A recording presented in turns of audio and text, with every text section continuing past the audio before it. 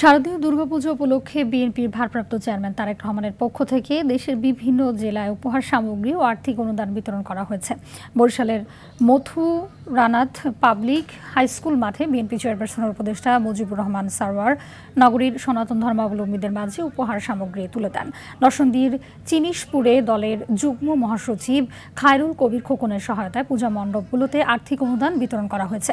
গাজীপুরের কালিয়াকৈরে দলটির শ্রম বিষয়ক সহ সম্পাদক হুমায়ুন কবির খানের নেতৃত্বে ১৩৯টি পূজা মণ্ডপ কমিটিকে ১৩,৯০,০০০ টাকা আর্থিক সহযোগিতা প্রদান করা হয়েছে।